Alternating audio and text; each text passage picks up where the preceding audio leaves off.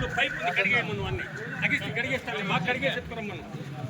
రాజనన్న రాజనన్న స్వాతంత్ర సమరయోధుడు రాజన్న, స్వాతంత్ర సమరయోధుడు రాజన్న, స్వాతంత్ర సమరయోధుడు రాజన్న, స్వాతంత్ర సమరయోధుడు రాజన్న, స్వాతంత్ర సమరయోధుడు రాజన్న, స్వాతంత్ర సమరయోధుడు రాజన్న.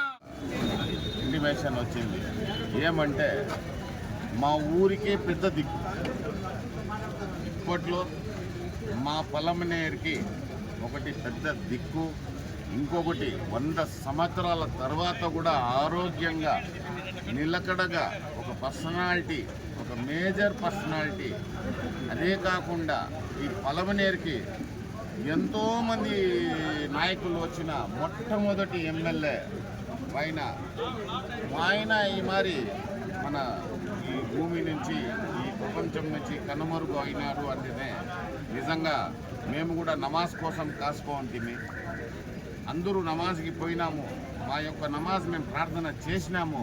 కానీ ఎప్పుడెప్పుడా మా పెద్ద ఆయనకి మేము కలుస్తాము, ఎప్పుడెప్పుడా ఆయన మొహం మేము చూస్తాము, ఎప్పుడెప్పుడా మనం ఆయనకి నివాళి అర్పిస్తాము అనేసి వెంటనే మా అన్న తమ్ముళ్ళకి చెప్పడం.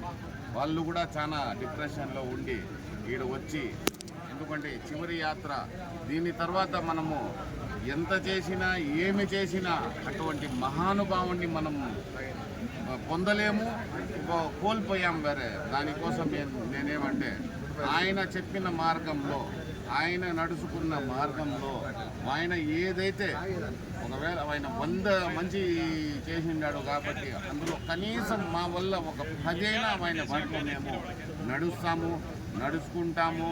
ఇంకోటి ముఖ్యంగా ఆయన ఒకప్పట్లో ఈ పొలంనేరులో ప్రతి కుటుంబానికి ఆయన సుపరిచితుడు, ప్రతి కులానికి ఆయన సుపరిచితుడు.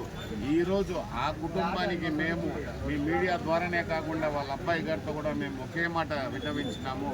అన్న పెద్ద ఆయనే పోయిండేది, ఇంకా మేమంతా ఉండాము. ఈ కుటుంబానికి మీకు ఎప్పుడు ఎటువంటి ఏమి అవసరం ఉన్నా మేము ఉండాము. మేము బతుకుండేది కాదు, మా బిడ్డలు బతుకుండేంత వరకు కూడా ఈ కుటుంబానికి మేము రుణపడి ఉంటామనేసి మా యావత్ ముస్లిం సమాజం తరఫున నేను విన్నవించుకుంటూ, ముఖ్యంగా మళ్ళా ఒక్కసారి పెద్ద ఆయనకి మేము శ్రద్ధాంజలి చెప్తున్నాము. నమస్కారం. రాజన్న గారికి ఆయన ఈరోజు ప్రపంచాన్ని వదిలి వెళ్తున్న సందర్భంలో పొలంనేరులో మా ముస్లిం సమాజం తరఫున ఆయన ప్రగాఢ శ్రద్ధాంజలి ఆయనకు చాలా విచారవదనంతో స్వతంత్ర సమరంలో పాల్గొన్నటువంటి వ్యక్తి ఇన్ని రోజులు మా మధ్య ఉన్నారంటే అది మా అదృష్టంగా భావించాం. కానీ ఒక మనిషి అనే అతను ఎంత గొప్పవాడనేటువంటిది బతుకున్నప్పుడు ఎవరు గుర్తించకపోయినా ఆయన చివరి యోజన ఈరోజు ఆయన కోసం ఎంతమంది వస్తున్నారంటే ఇక్కడ చూస్తే ఆశ్చర్యం వేస్తుంది. ప్లస్ ఆయనలాగా జీవితం ప్రతి ఒక్కరికి ఆ భగవంతుడు అల్లాహతాలా ఇవ్వాలని చెప్పి కోరుకుంటున్నాము. ఆ రోజు రాజన్న గారు స్వతంత్ర పోరాటంలో పాల్గొన్నప్పుడు హిందువులు ముస్లింలు అందరూ కలిసి ఆ రోజు స్వతంత్రం తీసుకొచ్చారు. ఆ రోజు ఉన్నటువంటి విలువలు, ఆ రోజు ఉన్నటువంటి మానవత్వం, దానికి ప్రతిరూపం రాజన్న గారు. ఈ సందర్భంగా ఇది మాట్లాడే సమయం కాదు, సంతాపం తెలపాల్సినటువంటి సమయం.